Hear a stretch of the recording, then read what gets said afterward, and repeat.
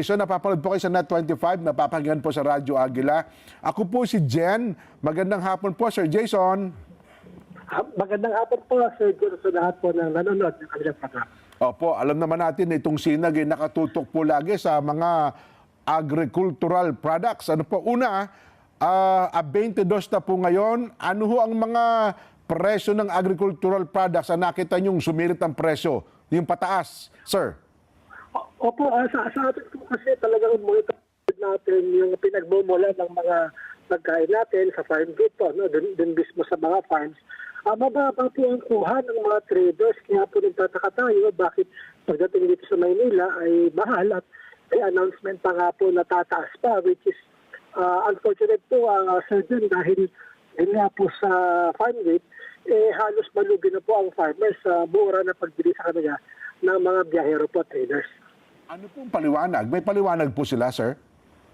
Ang sinasabi lagi dahil magpapasko, tataas ang demand, ang problema nga po natin, nagiging hudyat, ano? Pag dineklara magpapasko, tataas ang demand, pero sa totoo lang, wala naman itong pagbabago dun sa kinukulang mga produkto sa ating mga farms. At kung talaga po mataas ang demand, ibig sabihin, kulang ang supply, dapat po sana nag-aagawan sila, no? Bibili ng mas mataas na presyo sa ating mga farmers. Pero baligtad po ang sitwasyon ngayon, hindi talaga binibili sa presyo na gusto ng ating mga farmers, kundi ay binabarata para lang po maibenta ng ating mga magsasaka yung kanilang mga produkto. So kung mura sa farm gate price tapos sa merkado ay mahal, walang pakinabang dito yun hong source. Ibig sabihin yung mga magsasaka natin hindi nakikinabang, Sir Jason. Opo, wala nang pakinabang yung source, wala pa rin pakinabang yung end user, yung consumer. Opo. Kaya nga po nagtakda tayo ng MSRP sa baboy, sa bigas, even sa onion, sa carrots. Para nga po sana maiwasan yung masyadong malaki po yung pagitan mula doon sa farmers, sa farm gate, hanggang doon sa palengke, sa retail.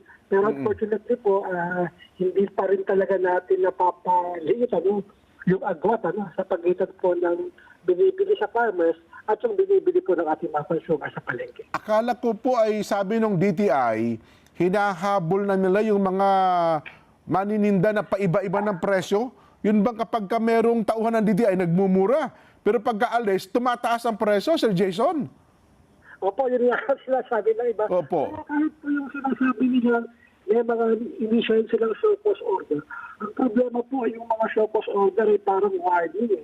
Kaya po, hinihiling talaga natin. Opo, talagang, kasi meron naman tayong batas, sa Price Act, meron din tayong bago yung sa Anti-Agricultural Economic Sabotage. Pag napatunayan na profiteering, may karampatang parusa po yan. Ang nangyayari po ngayon, parang tayo ay nakikiusap, kaya suggested retail price suggestion para sumunod. Ang problema po natin pag gano'n, hindi po talaga susunod ng mga gustong magsamantala.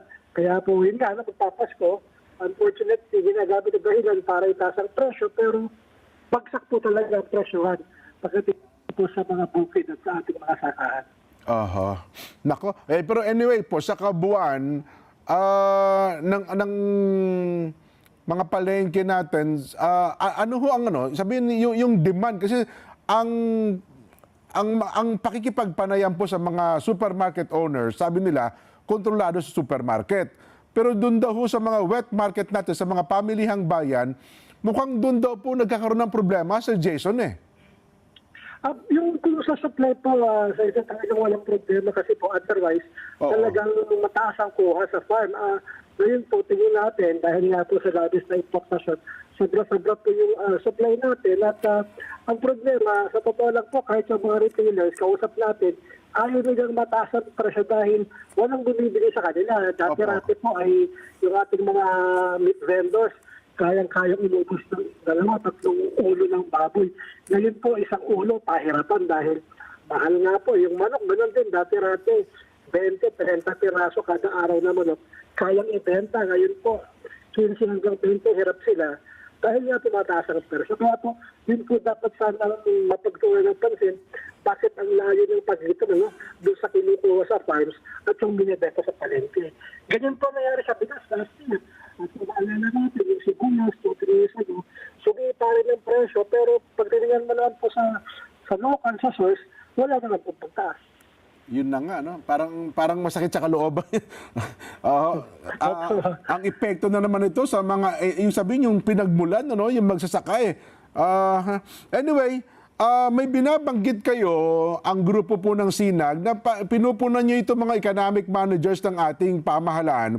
Ang sabi nyo, ginamit na termino, palpak ang mga economic managers natin. Ba't nyo ba nasabi yon, Sir Jason? Opo, dahil July last year po, kung ating maalala, pinatupad yung tariff reduction sa baboy, sa bigas, sa manok. Dahil nga po sinasabi niya, yun daw ang solusyon para mapamura ang presyo. Opo. Pero July po po yung last year, December na rin, ibig sabihin 18 months mula po na ipinatupad, wala naman pong natupad na pagbaba ng presyo. At kahit po ang nangyari sa ating mga farmers, nalugi pa sila. Bumagsak po ang presyo ng palay, bumagsak ang presyo ng live weight ng baboy, ng live weight ng manok. Tapos, nalugi pa po ang gobyerno natin ng almost 50 billion. Ito po yung foregone revenues dahil binababa yung taripa. Yung dapat sana ay nasa 80-90 billion ang collection mo. Bumagsak pa siya ng, kung sa bigas po, nasa 25 billion lang. Dapat 40 plus billion ang taripa niya sa rice this year, tsaka last year. Pero yun po ang nangyari, no? Nalugi pa ang gobyerno dito po sa mga policies nito. Kaya yun po yung sinasabi natin, talagang medyo hindi po naging maganda ang resulta sa pangkalatan po sa ating ekonomiya. Pero hindi po ba, kaya nga tayo nagpataw sa kanila ng taripa? Kasi ang sabi nila, hindi ba aling medyo malaki yan? Kasi ang makikinabang naman ng taripa na makukolekta ay ang kapakanan ng mga magsasaka, Sir Jason. Opo, yung pagbababa ng taripa, sabi nila, pakikinabang yung mga consumers dahil bubula ng presyo dahil talaga yung last year, tumras naman talaga yung presyo sa global market. Pero yun nga po, bumagsak na ang presyo po ng bigas. Halimbawa, nasa $700 per metric ton station in Bilay last year. Ngayon po, nasa $330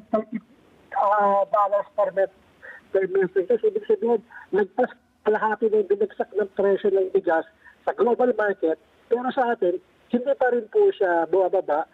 Pero yung mga nag-i-import, yun po ang kumikita dahil hindi naman nabago yung presyo nila, nataas pa rin. Kaya sa murang halaga na yan nakukuha, ito po ang naka-imported na bigas. Ganun ho baga? So paano hong rekomendasyon ninyo para ho makabawi tayo, Sir Jason? Ang sabi natin, ibalik na yung tamang taripa para kumita yung farmers, kumita yung government, at yung consumers, total, hindi naman talaga bumaba ang presyo, tulungan na lang natin yung mga consumers sa mga ilang produktong pwede natin silang tulungan. Pero sa pangkalahatan po talaga, hindi naman bumaba ang presyo, mataas pa rin po. At sana kung tamang taripa, may laban po ang ating mga farmers para kahit paano. Kumita naman po sila. 3 harvest na po sa bigas, ilang buwan na po pagsak ang presyo sa mga babuyan at manukan.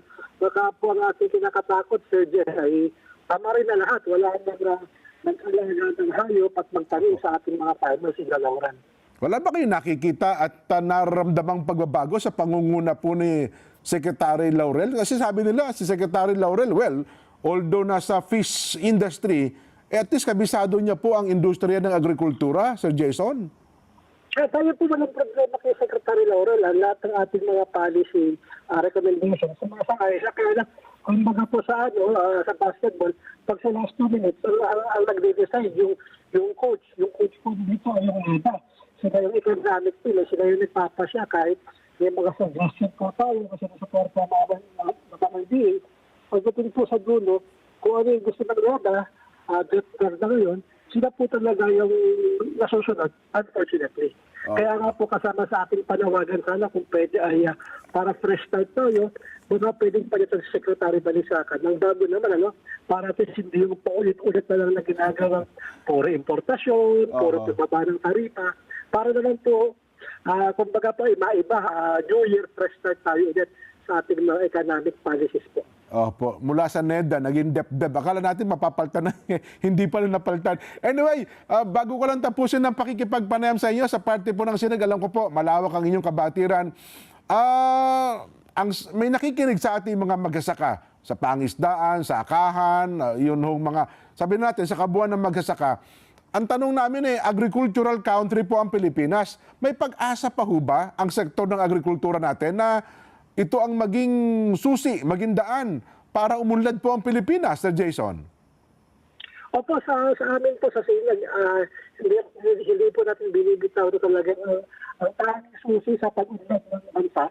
Kailangan po talagang maging umunlad, at talagang Opo. maging mas produktibo ang ating sektor ng agrikultura. Dahil kung wala po tayong produksyon sa agrikultura, talagang wala rin po tayong industry. Hindi naman po tayo pwedeng umasa lang sa mga call center, sa mga BPO, sa mga service sector. Talaga po ang basic po talaga, Sir Jen, ay mapapagod mo yung sektor ng agrikultura at lahat po susunod doon pagka nag-unlad tayo. Ayun, pero dapat tama yung direksyon, ano, Sir Jason? Tama po. Tapos support local. Tayo naman po sa suporta ng local. Wala tayong problema sa import. Basta tama ang taripa, tama ang suporta ng gobyerno. We can compete po sa import at mas masarap tayo dahil mas sariwa, mas bago. Opo. Confident po tayo sa ating produkto, Sir Jen. Basta pintay lang po ang laban. Ayun. Sir Jason, maraming salamat sa inyong oras po at magandang hapon sa inyo po. Apo, maraming salamat din sa pagkakataon at Merry Christmas po sa kanila. Mga kaibigan, si Ginoong Jason Kainglet, siya po Executive Director ng Grupong Sinag, ang atin pong nakapanayam. Yun po, huwag kayong mawalan. Ako lagi